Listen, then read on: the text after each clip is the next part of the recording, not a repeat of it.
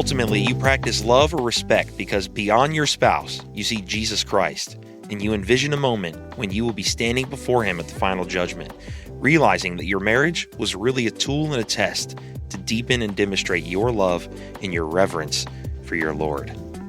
That is a quote by Emerson Eggerichs from his book, Love and Respect, which is a book we're going to be looking at today with Brian Hughes. Hey, Brian, how are you? Hey, I'm good. Good. Excited about the subject. Yeah, absolutely. If you don't know, this podcast is Between Sundays with Brian Hughes.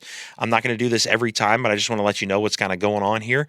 Brian is a pastor, has been for a long time at the church he founded, Passion Community Church. I happen to work there with him, and he does a lot of speaking. He does a lot of talks on a lot of different subjects, but even with that, there's only but so much you can talk about on a Sunday morning in front of a church. There's only but so much time that's allowed. So this podcast is a way for Brian and myself and maybe some others to explore topics that Brian is particularly passionate about.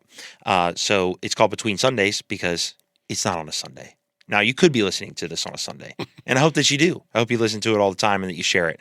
But we're going to be just looking at all kinds of topics, and we just recently started this kind of series on marriage. So last week, you should check out the episode. It's there. They release on Mondays. So if you're listening to this one, obviously the other one is already there. But we're going to take a look at another book. Last week, you checked out the 5 love languages. This week, we're checking out Love and Respect by Emerson Eggerichs. And I'm glad I'm saying that right. You are. It doesn't, right. When you look at it, it doesn't quite, which I can relate to, by the way, as Elijah Schiarelli. But anyway, in this book, I'll let you talk about it more in a second, but just as a kind of a brief overview summary, this book is really based around one particular piece of scripture, Ephesians 5:33, which says, each one of you, talking about husbands and wives, also must love his wife as he loves himself, and the wife must respect her husband. And the idea of the book is that marriages often fail due to one spouse not recognizing the true need of the other one. Mm-hmm. Women at their core, Emerson argues, need to feel loved. That's kind of the basis of how they're going to feel affection in general. And men at their core need to feel respected. But the problem is like the fundamental problem of the 5 love languages we covered last week, is that husbands and wives express their affection for the other one in the way that they would want to receive it, right, rather than how the other one needs it. So, Brian, you're really passionate about this book. You wanted to talk about it. And so why don't you just guide us through what makes this book special and why you... So I think for a long time in my marriage, the fundamental issue, our fundamental conflict came out of the principles that Eggerichs teaches. And we'd been turned on to the book. We read lots of marriage books, and we had read it. I think the last time we talked about 5 love languages, it's super entertaining and fun. This book has some elements that are entertaining and fun, but it's not all entertaining and fun. Mm-hmm. It's heavier and a bit more repetitive, and if it is more controversial. I think people have been offended by the principles in this book. And yet what I'm telling you is that, at least for us, this played out in a very real way in my marriage. So Eggerichs argues that based on the scripture, he was a pastor. He was just pastoring a church. Right. And he read this piece of scripture and realized there is something that no one has seen in this text. Now, Ephesians 5 is a very important chapter. I've taught on it many times. Ephesians 5:21 is I say are the 9 most crucial words in marriage. Submit to one another out of reverence for Christ. We'll also get to in this series. That's right. So I think Ephesians 5 is really critical, and I've read it many, many times. What Eggerichs says is this. He says, nowhere in this text does Paul, the Apostle Paul, wrote this letter to the church in Ephesus. Nowhere in this text does Paul tell a wife to love her husband. And nowhere in this text does Paul tell a husband to respect his wife. He says, why not? The reason why not is because he doesn't have to. Because, and I'm doing a lot of quoting here of Eggerichs, he says, for men, respect is like air to breathe. And for women, love is like air to breathe. And that the natural response. Now he's speaking in generalities here. I'll get to a specific about that in a second. But he's speaking in generalities. He says, generally speaking, women need to be loved and men need to be respected. It doesn't mean that the other thing is unimportant. It just means what is most important. So Paul doesn't have to say to a wife, you need to love your husband, because she already is naturally inclined to do that. He doesn't have to say to a husband, respect your wife, because he's already naturally inclined to do that. They did this survey, and I can't remember the exact numbers. You might have it, but they did this survey, and they polled these men, and they said, if you could only have two choices, you could have a wife who loves you but does not respect you, or a wife who respects you but does not love you. You can't have both. You have to pick one. An overwhelming percentage of men said, if I have to choose, I'll take respect over love. And I think women were blown away by the results of this survey. The other thing that he argues is, he says, in our culture, we argue for unconditional love. We say you should love your spouse no matter what, even if they don't treat you well. That's the point, unconditional love. What he argues is that the same is true for respect. Wives should treat their husbands with respect, even if he is not worthy of respect, the same way you would expect a husband to treat his wife with love, even if she does not act in a loving way or whatever. And so he goes out of his way to say, here's how this breaks down, and he kind of gives some examples of how this promotes dysfunction. Anyway, we might get to that. I'm in this conference. Susan and I go to McLean Bible Church in Northern Virginia. It was 100 years ago. I don't know. It was 30 years ago. And we're in this massive auditorium, and we had read the book, and it was kind of sinking in, or maybe not sinking in, and Eggerichs is talking. He's live in the room. It's super cool. And at one point, she leans over to me, and she says, is that really true? And I said, I've been trying to say this to you. Yeah. I've been trying to tell you this. And I think she finally got how critical respect, treating your husband with respect, not chauvinism or authoritarianism, not any of that stuff, just respect. She did not understand it and didn't speak it because that's not her inclination. And so she went to school on learning what that means, and in some ways what it particularly means to me. And I think that was transformative for us. It was and it also gave us language. We could now start talking about it. Right. I could say things like, "This makes me feel disrespected," and she could say things like, "This feels unloving to me." Right. So it's super powerful for us. Definitely. He has a quote in the book, and basically that gets to that point right there. He says, when a husband feels disrespected, it is especially hard to love his wife. And when a wife feels unloved, it is especially hard to respect her husband, which, as the book establishes, is what you're talking about, is, of course, the desire they have. It wouldn't be a good book if he didn't offer some solutions to this issue. He does. So first, let me back up and just talk a little bit about what you just named. So he puts a graphic up. Right. And it's a circle with arrows, and he calls it the crazy cycle. Mm-hmm. And I have only seen thousands and thousands of people live in the crazy cycle, and I was one of them. Right. And so the crazy cycle goes like this: without love, she responds without respect, and without respect, he responds without love. Well, then she's treated unloving, so she responds without respect, and he doesn't get respected, so he responds without, and you just spin like that. You just stay in the cycle.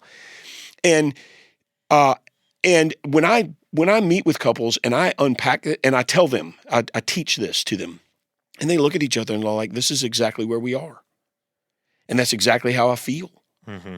And so for men, this is how it manifests itself a lot. I think Eggerichs makes the case, and I think he's right about this, and I don't mean this in any negative way. He makes the case that we have built a culture that does understand what loving behavior looks like, but we have not built a culture that understands what healthy respect looks like. So he basically says, I don't need to tell you. I don't need to spend a lot of energy telling you what it means to act lovingly. Mm-hmm. But he does go out of his way to talk about respect. So when a husband, let's take a husband who doesn't this happens a lot where I'm meeting with some couple and she says, he tells me he's going to do things, but he doesn't do them. So he tells me he's going to take the trash out and he says, yeah, I'm going to get to it. And the trash piles up. Now it's overflowing the kitchen can and it's in the floor and he keeps telling me he's going to do it. And I'm so frustrated. And so finally I bag it up and I take it and put it in the trash can. And she keeps nagging him about it. Right. Well, for many men, nagging feels a lot like disrespect. Right. Now we still have to deal with the real issue. And so if I'm meeting with this couple, I'll say, hey, bro, you can't tell her you're going to do something and not do it. Yeah. And at the same time, I help her to see that, and I'll usually ask this question. I'll say, you feel like you nag him a lot? And she'll say, yeah. And I'll say, is it working? Yeah. And she'll be like, it doesn't seem to be working. Right. That's because he feels disrespected. So you're still not getting what you want, and it's driving a wedge between you. You've got to find another way. And Eggerichs does get to the other way. First of all, he says, you break the crazy cycle, somebody has to go first. And once Susan and I had this language, we would look at each other and say, I think we're in the crazy cycle. Mm-hmm. One of us would say, I think we're in the crazy cycle. And we knew what that meant. Right. And then we would say, somebody's got to go first. And then after a while, at first it was awkward and clunky. And then it became, no, I'm going to go first. Mm-hmm. My job is to go first. And she felt like her job was to go first. So we worked really hard to make that part of our vernacular and then part of our action step. Then you get to the place, he gives you 3 cycles. And I don't know if you want to talk about the middle one, but I'll skip that one for the moment. Okay. But the last one is called the rewarded cycle. Well, I'll deal with the middle one. The middle one is called the energizing cycle. Yeah. So if the crazy cycle is without love, she responds without respect. Without respect, he responds without love. The energizing cycle is her love motivates. Her respect motivates his love. Mm-hmm. His love motivates. It's basically the reverse. It's basically the reverse. Yeah. But then he gets to this last cycle he calls the rewarded cycle. And this is where the magic is. Regardless of his love, she responds with respect. Yeah. Regardless of his respect, he responds with love. So now, and Susan and I really finally got here. It took us a long time, but we really finally got here where instead of backlash, I can, you know this about me, Elijah, most listeners probably have heard me say it, but they don't really realize it, but I can be super grumpy. I don't know. I don't misbehave in my grumpiness, but I can just be not, I can be grumpy anyway. And sometimes what causes it if I'm hungry or tired or whatever. And sometimes I'm just grumpy for the sake of it. And not all the time, but I can be that way. And It used to be Susan would just, she would come at me and I would feel disrespected. Yeah. Now she very calmly, very kindly will just say, why are you grumpy? You seem grumpy. That doesn't feel like an accusation. It's not yelling at me. She's not utilizing unhealthy tools. She's just naming it, which, by the way, actually feels like respect. Right. I was going to say that. It does. It feels like respect. Like she sees me and she cares. It's just so good. And so we've learned how to, and by the way, what she's really saying is, you're not being very loving. Right. But I'm going to treat you with respect in spite of it. Anyway, yeah. And we do that for each other now. And man, there's so many couples out there where it's like this nuclear bomb going off all the time. And what this kind of material does, what Love and Respect really teaches you, is how to diffuse the bomb, how to put the fire out if there's a fire, but more importantly, how to keep the fire from ever igniting in the first place, the bad kind, not the good kind of fire, by the way. Right. Maybe that'll be a topic for another day. Uh-huh. But it really helps you to de-escalate before things ever get out of hand. And if I could say to every couple, I could only give you one tool. Learning how to de-escalate before there's a 5-alarm fire in your marriage is the number one tool I would give to people. Because most people, the thing just gets to become a blazing wildfire. It's completely out of control, and they hurt each other in the process. They say things that they can't take back, and it does all kinds of damage. So if you could deflate that balloon before it ever launches, I think it's so much better. And we learned how to do that largely because of Eggerichs' work. Yeah, absolutely. as I'm honing in a little bit on respect, maybe because we're just a couple of dudes talking about this. Right. But I think that because in my research of it, I hadn't read the book before, and if we're just being authentic, I haven't fully read the book at this point. But in my research about it and trying to do some research and just looking into it, there's kind of a subset of there's like a subset of people who aren't a big fan of the book. That's right. And that's right. We can't never have nice things, but whatever. There's always going to be disagreements on stuff, which of course is fine. But I think that part of it, though, and I'd love to hear your thoughts on this, is I think I wouldn't say negative, but there's almost a little bit of a connotation about respect when it comes to a man. That's right. That like there's the implication that a man just wants you to basically always submit to his authority. Yeah. You know what I mean? Which is not the kind of respect that's being talked about in this book. It's not the kind of respect you're talking about. Respect is, and it actually comes from the second part of his book in the energizing cycle. He has these acronyms. I don't know if you remember, where couple and chairs is the one for the guy. But I'll just read the one for the guy. Chairs, the acronym, how to spell respect for your husband is how he puts it out. The C is conquest. It says appreciate his desire to work and achieve. Hierarchy being the H, appreciate his desire to protect and provide. I'll just read one more. Authority, appreciate his desire to serve and to lead. It, of course, goes like that. But at the beginning of every one of those statements is just the appreciation of the desire to do X, Y, and Z. Mm-hmm. Nowhere does it say just, bow and obey. Right. Submit and obey. Submit and do whatever. It just says like you acknowledge that this is what he wants to do for you and your family. That's if right. you have one. And that is the respect part. Yes. It's not always just agreement with what you do. It's that I respect that you're doing this or you're making this decision or you're thinking this way because you care about my well-being. Yes. And so. Well, and I think, yes, and because this is how you're wired. Right.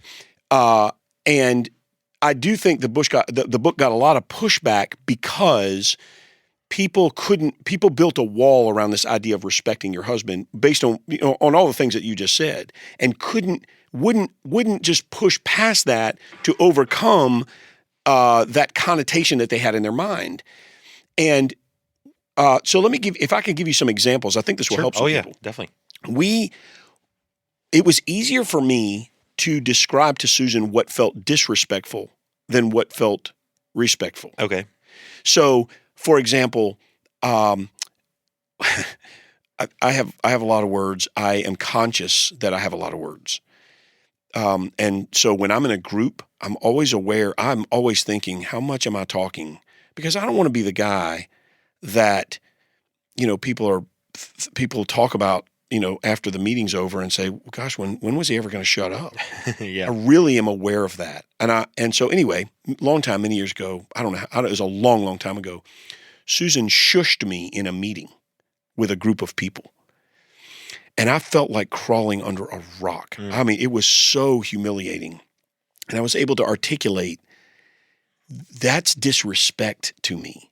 Yeah. Like I obviously I was talking too much. Step on my foot, call time out, take me in the hallway, tell me whatever you want to tell me, but don't do that in front of people. It really felt disrespectful. We were able to talk about that. Right. But here's a way that she's learned to respect me. Here's a positive example. I love to dream. This is not uncommon for guys. Right. It's part of the CHAIRS acronym, the need to provide for your family and other things. I love to dream. Susan is a very detailed person. She wants to ask all the questions. And here's what would happen. I would say, what if I got this idea. What if we did this? And if we had tried to accomplish this and we went on this, whatever, this new adventure. And she would start asking questions. Well, who's going to do that? How are we going to afford it? Yeah. What are we going to, who's going to keep the kids? And by the time we got 4 or 5 questions into it, the whole dream was just squashed. And I felt, and I would stop talking. And she realized, and I felt disrespected. But you know what it felt like? I was able to articulate this. It feels like every idea I have, you just think I'm not good enough to achieve it. I can't achieve that. And once she realized, we learned this together. It wasn't just about her. I now say, I still do this. I think I did this yesterday with her. I'll say to her, hey, I'm just dreaming. And that means I'm not pulling any triggers here. Right. I just want to. Just thinking out loud. I'm just thinking out loud. Yeah. And what that means for me, when we do that and I say, I'm just dreaming, she just lets me go. She doesn't ask any questions. She might even affirm it. She might, yes, that would be great. I feel so respected by that. A few years ago, I love leading our church. I also do some other things in business. We've got a business, and I've dabbled in some other things, some entrepreneurial things. And I had this idea of this thing I wanted to do, and it was going to be a good bit of money, and I could see it, and it was, in hindsight, it was the dumbest idea. It was so dumb. And I had no business doing it. I didn't have enough time to do it. Anyway, she let me carry that thing way down the path, almost to the point of execution. And one day we were at home, and she had not said much about it. And it took months to put this together, whatever. And one day we were at home, and I looked at her and I said, this is the dumbest idea I've ever had. And she looked back at me and she said, I was waiting for you to come to that conclusion. There you go. And so later on, I backed out, obviously, of the whole thing. I didn't do it. Later on, I asked her, I said, how come you let me go that far? And she said, I knew that if I gave you space, you would discover on your own that this was not something we should do. And I knew that if I told you, let's not do it, that the quashing of the dream would always be my fault. Instead of letting you discover it on your own, which I knew you would do. Well, you know, Elijah, the statement that she made, I knew you would get this right. That's respect. Yeah. Yeah. I felt so respected. And it also gave us even greater trust for next time for me to be able to say, no, really, tell me what you think. Right. Instead of, it's just such a beautiful example. Yeah, it is. It really is. That's a really good insight, because it's not an accident to get to that spot. Right. That's right. Megan and I do something similar, not necessarily with the big dreams, but I do think you're right that it's built into every guy to just kind of like every so often be like, what if we did this? Yeah. And it's not just guys, but I Sure. think a lot of guys do it. And but even for simple stuff, we'll maybe, I don't know, be making a plan to go on a date or something. Mm-hmm. And she doesn't like making decisions. Like at all. She hates making decisions. I don't necessarily love making decisions either, but somebody's got to make them. Somebody's got to make it. So I guess I'll just take that on. And again, it's not black and white like that, but that's generally how it goes. Mm-hmm. But it's just the classic thing that I think a lot of guys will be able to relate to, where it's like, I don't care, I can't decide or whatever. So I'll just say, all right, well, how about we go to this place? And it's like, yeah, I don't really want to do that. All right, how about we go here? No, not feeling it, whatever. And again, I know this is the same old story for a lot of people, but at some point it just is like, okay, well, you trusted me to make this decision, but none of them are good. Right. Enough, apparently. Although you also don't care. So I guess I'm just useless. Right. And so like with the restaurant thing, it's small, but that kind of mentality can apply. And we've had conversations about it too. I'm still learning the language to be able to say it well. Like about sort of the respect aspect of it, but the feeling I can completely relate to. Just like, it's not so much that you didn't agree and just went along with anything that I said because I said it. Right. It was that, like, at least it felt like, according to you, that was the dumbest thing anyone's ever said. So then why did I even bother? Right. You feel so small after that. That's right. And so, yeah. But it goes the other way too, It does. Obviously. And he talks about it with love in the case of the woman. So I had a quote here. Oh, there it is.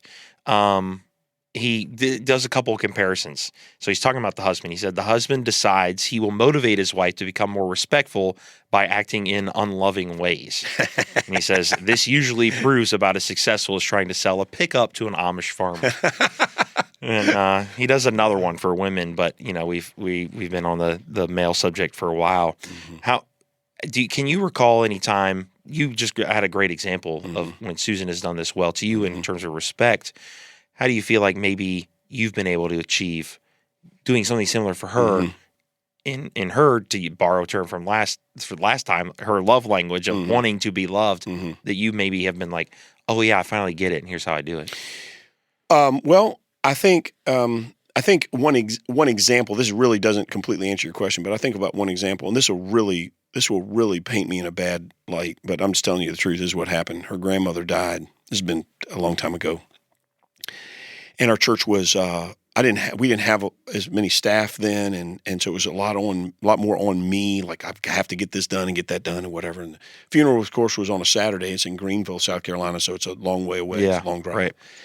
And I had to preach on Sunday, and so I just kind of mapped it out in my mind that she would go down there with the kids and attend the funeral, and it just all made sense to me. And this is where we were learning. We were learning how to put each other first. And finally, she says, "This really matters to me that you come to this funeral." And that's where we learned a catchphrase together. We started saying, at critical moments, we can look at each other and say, "This really matters to me." When she said that, everything changed. I didn't argue. I didn't resent it. I just realized, oh, this really matters to her. And it reoriented not just what I did, but actually my mindset towards it. All of a sudden, there's something I didn't want to do, I did want to do. So this has served me. I treat her with love. Her language, her primary love language is quality time, but that doesn't mean other things don't matter to her. Right. So for me, making sure that she drives the nicer car, and my love language is not acts of service, but I think this matters to her. In fact, I asked her about this recently. I make sure she drives the nicer car. She gets the heated space in the garage for her car while I'm chiseling ice off my car every morning and warming it up and driving for 5 minutes, freezing to death. All that matters to her. I asked her this recently. I said, do you like that these things that I give these things to you, that I defer to you? And she said, yes, I really do. Yeah. So we're checking. Part of the thing, Elijah, is we're checking in with each other. Like, we're not just guessing. I'm saying, is this working for you? And if she says no, then I'll say, help me make it right. I want this to work for you. Tell me what would. And sometimes you probably had some of these conversations. She would say, well, I don't really know. And so you have to do some trial and error and exploring. Yeah. But healthy marriages are asking each other the question, I'm doing things, but does it matter? And if it doesn't matter, what can I do that will? And so we're constantly checking this. And I think that's just so important. Most people, I'm sorry to say, put their marriages on autopilot. And they have this attitude that is some version of, well, it used to work, therefore it always will until she tells me otherwise, which is silly. Right. Because life has a way of changing us and time changes us and all the things. We have to be willing to check in and say, is this still working? And what can I do that will? So I learned, as far as Susan is concerned, I learned that she loves. We learned to watch. We kind of watch shows together. Yeah. And we pick some series, and she wants me to be there with her. And she wants me to focus, just spend that kind of time with her. For her, that's quality time. So that's what we do. I learned that the way she feels loved is when I actually plan something cool and do that with her. So for our anniversary, I planned this cool dinner, and just for kicks, I got an Uber and had them drive us, and we sat in the back seat and felt like we were being chauffeured. Yeah. And she didn't know most of that, and she felt loved because I just did something for her that it also included time with her. Right. And so I think all of those things. And the checking in, like, does this work for you? Did that matter to you or not? And being willing to receive that feedback and make adjustments along the way. Yeah, and that kind of plays nicely to what you had sort of started last week with, which was the idea that you're just always a student. That's right. Not just a student of the concept of marriage, but a student of your spouse. And your marriage. Which is That's right. Which is what you talk about that pretty frequently when you talk about marriage at the church and other places. Well, it's a great book. We've covered 2 great books, but this series is pretty far from over. Yep. We have quite a few more topics sort of within the topic of marriage that we're going to talk about. So I hope, as always, that y'all will share this, you'll like it, you'll follow it, all the things, because we're really excited about this. If you feel like it's been helpful, leave a comment wherever you're listening to this. We'll definitely see them and would love your feedback. But keep listening in as we continue this conversation on marriage and then beyond as we get beyond that. But thank you, Brian, for your time. Glad to be here. Thank you, whoever's listening, for your time, and we'll see you next time.